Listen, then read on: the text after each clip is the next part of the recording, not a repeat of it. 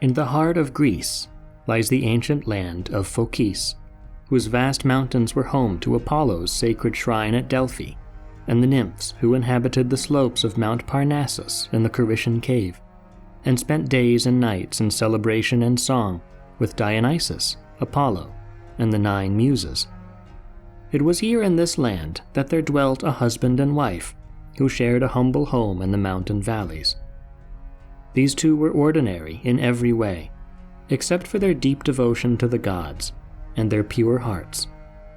It was for these virtues, simple ones but often the hardest to find, that Zeus on Olympus had extraordinary plans for them, even as he was watching over the great flood that would end the world and drown the human race. The husband Deucalion and his wife Pyrrha had watched anxiously from under the low roof of their cottage as the driving rains fell, hour after hour, day after day, with no winds coming to scatter the storm clouds. They had seen the flood waters soak their land and the rivers run wild over their banks. Growing more fearful and more desperate, they recognized the work of Zeus in the storm clouds and rains, and discerned his wrath in the devastation of the whole world around them. Being pious as they were, they did not question the will of the gods, but in their deep love for one another, Deucalion and Pyrrha had a will of their own, a will to keep each other safe and alive. As their cottage was swept under the rising tide and vanished before their eyes, husband and wife sat huddled in a crude rowboat, bobbing up and down on the tossing waves. They were drenched. They hardly had any food to sustain them, and their only source of warmth was the dripping animal furs draped over their backs and the embrace of one another. Honoring the gods, and hoping against hope that Zeus would put aside his fury at the right time, Deucalion and Pyrrha were determined to make it to the high peak of Mount Parnassus, where the land might still be dry.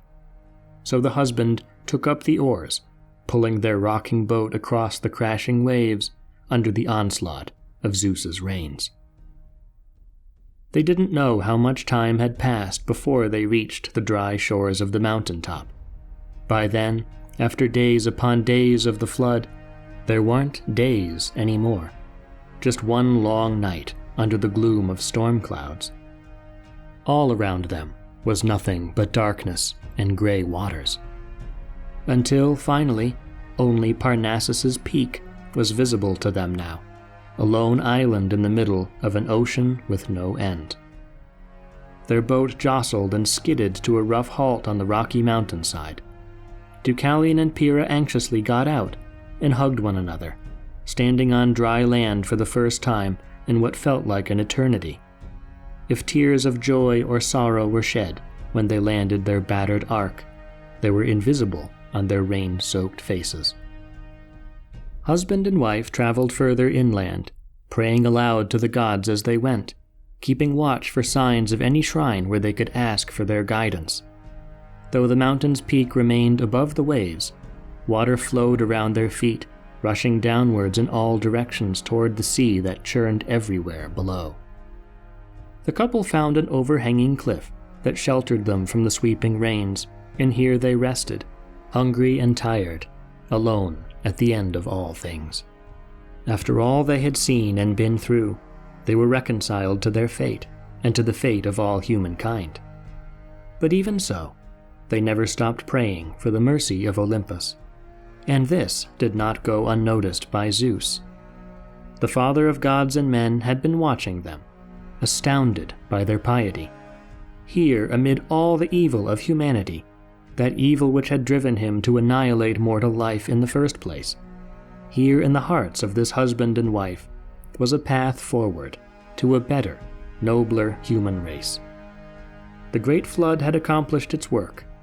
His divine will was done, save for these two, the last woman and last man on the face of the earth. These two, he decided, deserved to keep their lives and would be the parents of a brand new humanity. The world would be reborn after the storm, and the people who would live there would be born not in the image of the wicked, violent, wolf-like king Lycaon, but of a truly good and just father, and mother. This was his plan, and so it was time for the flood to end. To drive away the oppressive rainstorms, he unleashed the winds from their prison, and they howled freely and joyfully all through the skies, scattering the grim clouds. The skies opened over a new earth, and sunlight struck the damp ground. Now Poseidon, doing his part, reined in the raging rivers with his trident, commanding them to return to their quiet beds. His ally, the sea god Triton, towered above the ocean and blew a tremendous blast through a great spiraled shell he raised to his lips. The horn resounded around the whole world, and the ocean began receding, with the dry land rising up steadily from under the waves. The small islands still above the surface of the sea broadened and deepened as the water drew down, revealing trees and cliffs dripping with clinging weeds. All of nature heeded the god's command, and in good time, order was restored to a now empty earth. Empty, but for two. Deucalion and Pyrrha looked out from atop Mount Parnassus over the dry land that came back from beneath the flood. They had survived. The gods had shown mercy on the world. But despite their relief, this was no moment for rejoicing. Husband and wife gazed over a place they knew was devoid of all human life. Deucalion, holding back tears, turned to his wife and said, "Pyrrha, you and I are bound together by our blood and by our love, and now you're my only companion on the day humanity has died. We are the only ones left, the only mortals under all the skies. We've survived this test the gods set out for us, but we're still not safe. Every cloud I see on the horizon terrifies me. I still feel the rainwater crawling down my arms even under clear skies. I'm glad that I'm here with you, and I can dry your tears, and you won't be alone. If you had been taken by the sea, I would have given myself to it too." Husband and wife embraced and wept together. In time, they resolved to move on, and kept traversing the heights of Mount Parnassus. This was a place filled with the spirits of the gods, a holy place. Faced with the challenge of survival before them, Deucalion and Pyrrha were a match for the road ahead. Despite their humility and piety toward the Olympians, both had the blood of Titans in their veins. Deucalion was the son of Prometheus, the one who had tricked the gods, who some say first gave life to human beings by breathing his spirit into lifeless clay, and who was punished for stealing Olympus's fire for his new creations. Pyrrha was Deucalion's cousin, born of Epimetheus, Prometheus's brother, and his wife, the seductive Pandora. Deucalion knew of his father's famous deeds on behalf of humanity, and questioned whether he too, with his beloved wife, might found a new race of men. After all, the gods had allowed them alone, out of all humankind, to survive the great flood. On the slopes of Mount Parnassus, they searched for a temple, the house of a god, where they could find out what Zeus intended for them. At last, they discovered a place, after they had first crossed over the springs of the river Cephisus, and ritually cleansed themselves in its waters. They followed the path until they approached the temple's threshold. It was only a shadow of what must have been its former glory, stained green with grime after being buried under the sea. Its altars were empty and dark. Its fires had long since gone out. They recognized the shrine as belonging to the goddess Themis, the embodiment of right and justice, the one who upheld the proper laws of nature. Deucalion and Pyrrha could feel her divinity pervading the space, and prostrated themselves on the temple's steps. Deucalion spoke and uttered a prayer to the goddess. "Holy Themis, we've come here to seek your guidance. If the gods' will has allowed humanity to survive through us, and they still hear our prayers, please show mercy to us. Tell us how we can restore life to this world." Although her altars were empty, the goddess heard the helpless plea of these two pious mortals, and it moved her heart. answering them as an oracle, in the language of symbols and riddles. Her unseen voice boomed from within the temple's doors. "Leave this place, shroud your heads and loosen your clothes around you, and throw behind your backs your great mother's bones." Then the mountainside again fell silent. After this, neither Deucalion nor Pyrrha spoke for a long while, both left scratching their heads at the goddess's message. Pyrrha, feeling defeated and despairing, finally spoke up. "My husband, I can't bring myself to follow what the goddess is demanding. Throw our mother's bones over our backs? Are we really supposed to dishonor their remains like that?" And so they kept pondering the way forward, and what Themis's oracle might mean. And finally Deucalion, son of the famously clever Prometheus, came up with a new interpretation. "Hear me, dearest wife. This is what I'm thinking. The oracles of the gods never advise wickedness or dishonor. So what if the great mother she spoke of was not the one who bore you, but the true mother of all of us, of all humanity, the great Earth herself? And her bones are all around us, everywhere we can look. It is these rocks, Pyrrha. These are the bones of Mother Earth." Pyrrha's heart leapt when she heard Deucalion's idea, although neither of them was sure of how correct it was. But there was no harm in trying. And so husband and wife covered their heads, loosened their clothing around them, and gathered up the stones they found on the ground. They walked forward solemnly and reverently, picking them up and tossing them over their shoulders as they wandered across Mount Parnassus. And as they carried out the goddess's instructions as best they knew how, the two survivors of the flood beheld a miracle. As they hit the ground, the cold and hard stones started getting warm and softening, and as they softened, they became malleable and started to change their shapes. They grew and matured, and little by little began to look like the shapes of human beings, first like the rough-hewn sculpt of a marble statue, but then gradually with sharper features. What was wet on the face of each stone turned into flesh, what was solid hardened into bone, and the veins in the rocks were remade into the veins of a new living body. By the power of the gods who oversaw this task, these changes all happened in an instant. The rocks thrown by Pyrrha became the new race of women. The ones Deucalion threw became the men. This dutiful, humble husband and wife, the survivors of an apocalypse, the favorites of Zeus, and the very last people alive, became the parents of all humanity on that very day, high on Mount Parnassus. And even now, after too many generations to count, they say we mortals still have the toughness and endurance of the rocks we were born from. This is proof of where we came from. In our very own nature, we can remember how the human race was reborn through the suffering and the undefeated hope of Deucalion and Pyrrha.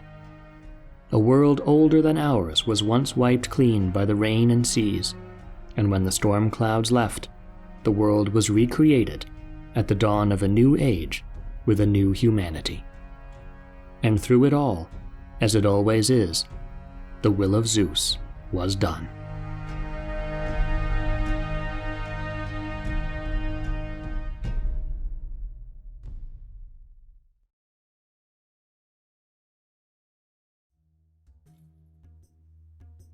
Hello all, and here we are at the end of the three-part Great Flood story, where we finally get the culmination of Zeus's plan and the rebirth of the new generation of humans after the end of the world.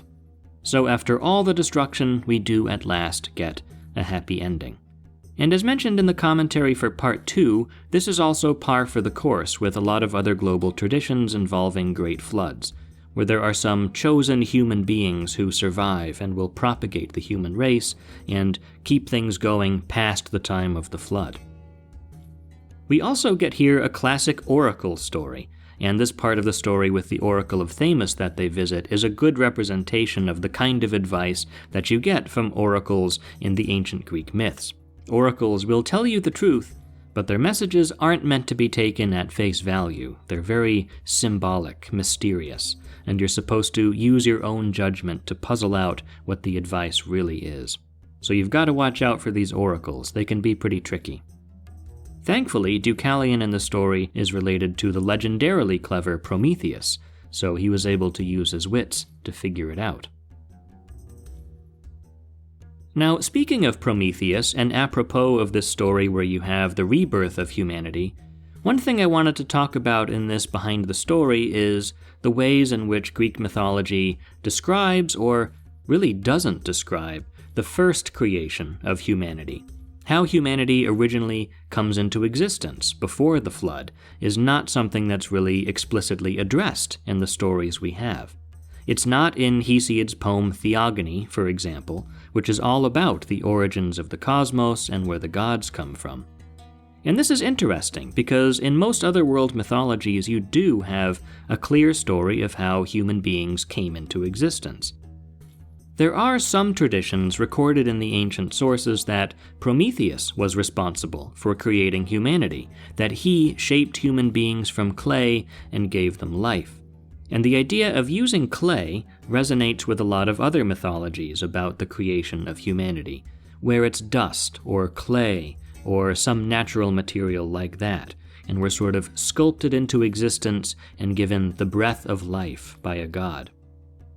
And Prometheus creating human beings would make sense in light of some other myths, like famously of him stealing fire from the gods to give to humanity to make our lives better. He always seems to want to help us out, even at his own expense, and this would make a lot of sense if he was the one who actually created us, according to the stories. And continuing with this train of thought about creating human beings in Greek mythology, another story that's sort of tangentially related to Prometheus is a lot more prominent in our sources, and this involves the creation of women specifically. We do get that story. Pandora is the name of the first woman, and she's created by the gods, explicitly as a punishment for the brothers Prometheus and Epimetheus. Pandora becomes Epimetheus's wife, and she, of course, as you might know, is the one who ends up opening Pandora's box to release evils into the world, though it's actually a jar that she opens up in the Greek version. So the first woman and the ancestor of all women is Pandora, and she's seen as the source of all hardship in the world, especially for men. And you might be able to draw connections here with Eve in the Bible, who causes the fall of humanity by eating the fruit of the tree of knowledge in the Garden of Eden. It's kind of a similar idea. The myth of Pandora really deserves its own story and commentary at some point, since there's certainly a lot to say there, especially about Greek attitudes towards women that are reflected in that myth. So the origins of humanity are a bit shadowy in Greek mythology. The tale we have here of Deucalion and Pyrrha, who are involved in the second creation of humanity after the flood, is better known as a version of where humans come from, the entire human race. So to sum up, the origins of humanity are a bit shadowy in Greek mythology, and the tale we have here of Deucalion and Pyrrha, who are involved in this second post-flood creation of humanity, is the more clear-cut version of where human beings come from, men and women. So in this tale, you also have another metamorphosis, a standard part of the stories Ovid tells in his great and aptly named poem, The Metamorphoses. This is another etiological myth, like we talked about back in the commentary for Part 1, and here the etiology explains how modern humans came into existence. Where did the human race come from? And the actual scene of transformation is told with this vivid attention to the process of transformation, of the cold, hard rocks becoming warm and starting to grow veins and morph into living beings. One other cool thing to mention about this story is the reason why this story involves rocks, why it's rocks that we come from. There is a reason, and it has to do with words. Greek and Roman storytellers really liked wordplay, especially wordplay involving references to the origins of where a word comes from, or its literal meaning, or even just making puns. Not just in poetry, where poets really enjoyed doing this kind of clever stuff with words, but even some ancient scholars writing about mythology did this same thing, trying to interpret the myths on the basis of how words and links between words might explain what happens in the stories. So one example of this is what we get right here in this story. In Greek, the words for stone and people are pretty similar. One word for a stone or a rock is laos, and a word for people is laos. Laos and laos. And ancient thinkers who were really into this kind of wordplay and interpretation drew a connection between these two really similar sounding words, laos and laos. And so we get in this version of the creation of human beings, the people, the laos, coming from stones, from laos. And Ovid, somebody who is especially known for his clever and really self-aware use of language, seems to be drawing on this tradition. It's a kind of explanation for the myth through looking at the words that are used, a sort of etymological interpretation. Okay, and with that, the saga of the Great Flood comes to a close. I hope you enjoyed this sprawling epic, and these commentaries shed a bit more light on these fun apocalyptic stories. If any other comments or questions or ideas of yours come to mind, definitely share them in a post, and thank you very, very much for your support of Wine Dark Sea. Take care, be well, and remember, next time you're having a hard day, remember how tough you really are. Your ancestor was a rock.